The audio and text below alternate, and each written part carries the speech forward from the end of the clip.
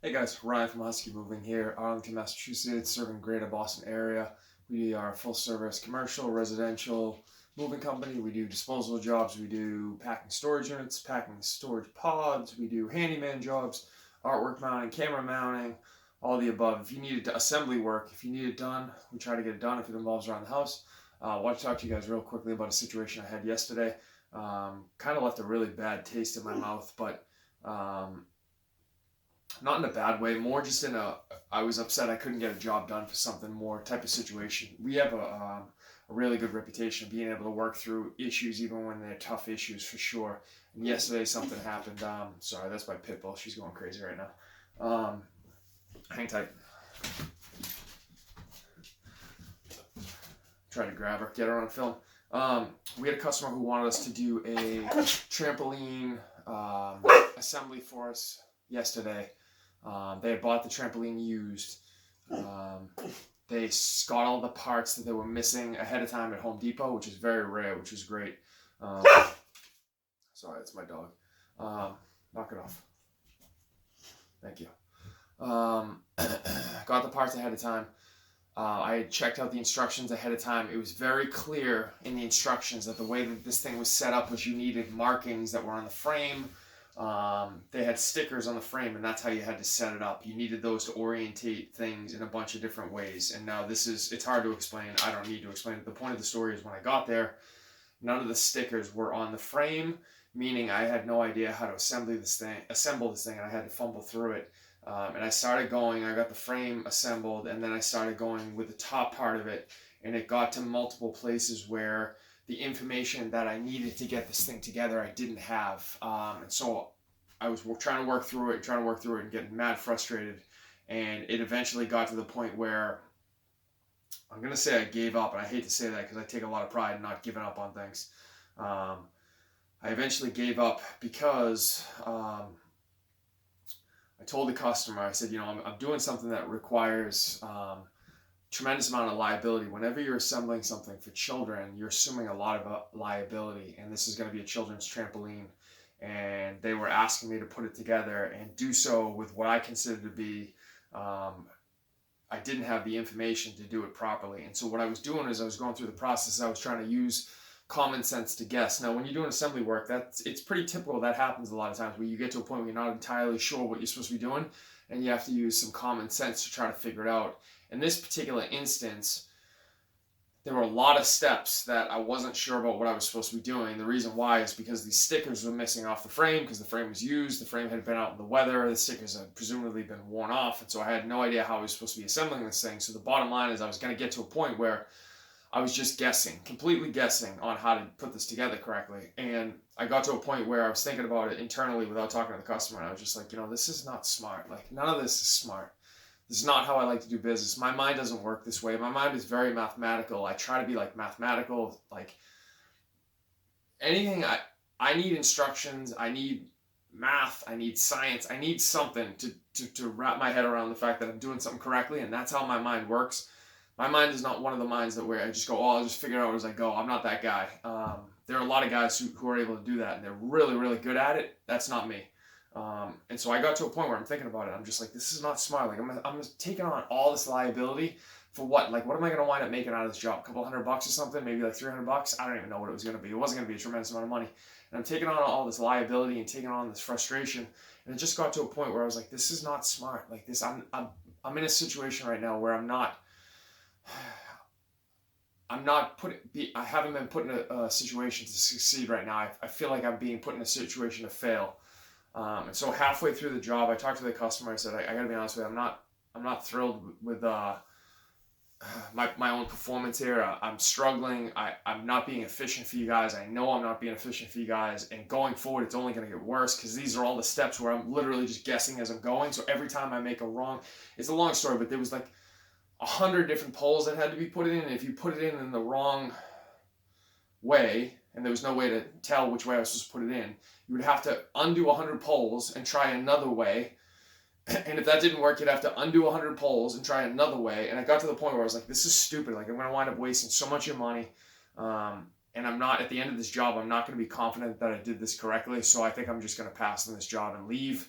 And then I'm not going to charge you for anything I've done so far. I'd been there for like, I don't know, maybe like an hour and a half or something so far. I'm like, I'm not going to charge you for any of this, but I got to be honest with you. I think that there are people who are better suited to figure this out for you than I am, and I'm not comfortable taking on the liability that I've been asked to take on. And the guy, to his credit, was pretty cool about it. He was clearly disappointed externally, but internally,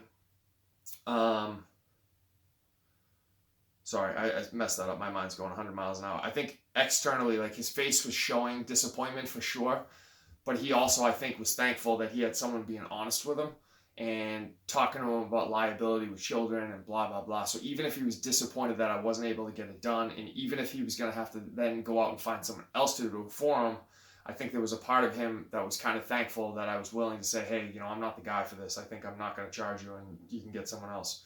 And so what I did to handle it, because now at this point it's like basically damage control. His wife had left. She was supposed to be there for the entire job, but she had booked something else during the job that I was there for, because people do that all the time. I never understand why people do it, but they do it all the time.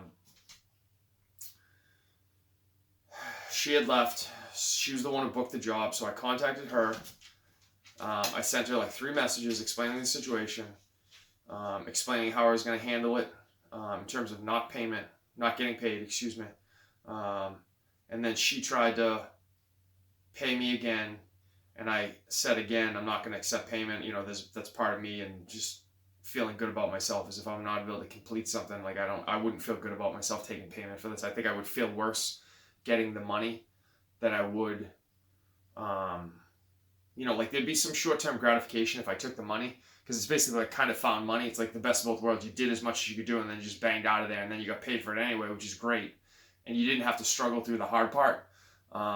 So it's kind of like a win-win for me, but it's not a win-win for the customer. It would go away leaving a bad taste in their mouth. And if I'm being honest with you, like that's not something I want to do. Like last night when I was at home, I would have, like, as bad as I felt last night having not been able to complete the job, and I take these things on and I take it pretty hard, and I felt like really bad all day about not being able to complete the job. As bad as I felt, I think I would have felt worse taking the money, because then it would have been like a double whammy for me. It's like I don't know, it just would have felt dishonorable to me.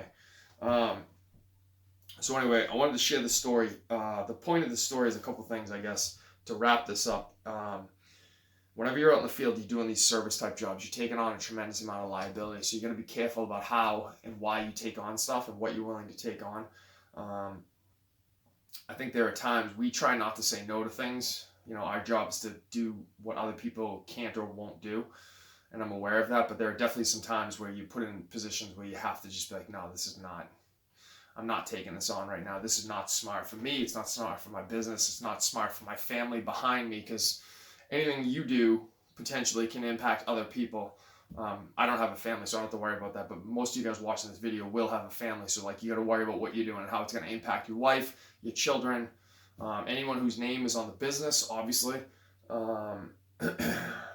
And then obviously like your reputation too. If you're going through these jobs and you're doing a job and you're not doing it 100% and it doesn't come out perfectly, or you do a job incorrectly and you have to go back and fix your work, like how does it reflect on you as a professional? And that's where I was getting yesterday, is like I knew for a fact there was no way for me to avoid going through multiple steps, because I didn't have the information I needed. So I was going to have to fumble through it. There was no way for me to know I was doing it correctly, which meant I was going to do it wrong for sure, and then have to go back and figure it out as I went.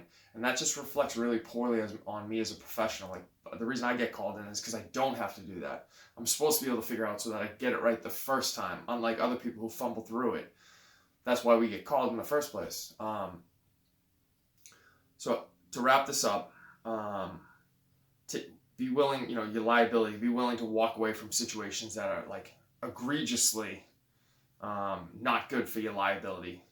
I think I messed up my vocabulary there. I think I was trying to be a little... I don't think I said that correctly. You know what I'm trying to say. Be willing to walk away. And also, sometimes you got to have those hard conversations with the customers and just take responsibility and be like, as much as we try to take on, and we try to take on a tremendous amount, there are times where you just have to be willing to say, I'm not the guy for this job. Like there are other guys who can do this better than I can. And yesterday it was a hard pill to swallow. I think you can probably see it on my face. I'm still a little not feeling great about it. But I wanted to share this story because I think a lot of guys who are in the service industry can probably identify with kind of what I'm talking about and the feeling, what it feels like to be used to being successful when people ask you to do stuff. You're so used to, if you get good at your job, you get so used to being successful that when something happens that you're not successful at doing, like you literally don't even know how to handle it. You're like, like what the hell just happened? I'm not used to this feeling, and it kind of throws you off a little bit. And this definitely threw me off. It threw my confidence off quite a bit. And still, even a day later, I'm still kind of like shook by it a little bit, to be honest with you, which it's a weird feeling. But I figured I would share this because it's a feeling that I'm sure a lot of you guys can probably identify with, and hearing someone else talk about it will hopefully help you guys understand you're not the only one. Like we all go through this. Everyone of us who is doing like this type of work goes through these like ups and downs, and you have these moments, like any kind of person in life, you have these moments where like you fail at something or you fail at something, and you have to process the failure and like how you're going to go forward from it, and you know what you can take away from it. What did I do yesterday? Should I have kept going through the process yesterday and try to figure it out? Was that a smart idea? Is the route that I took, was that the smartest thing for me and my business? I still don't really know the answer to that, to be honest with you. I'm still kind of trying to process that as I go. But anyway, guys, sorry for the long-winded stuff. Clearly not 100% mentally right now. I hope you were able to take something from this. If you need my contact information, Ryan, the back end of the video, email address, website. Give us a holler if you need anything done. All right, guys, thank you.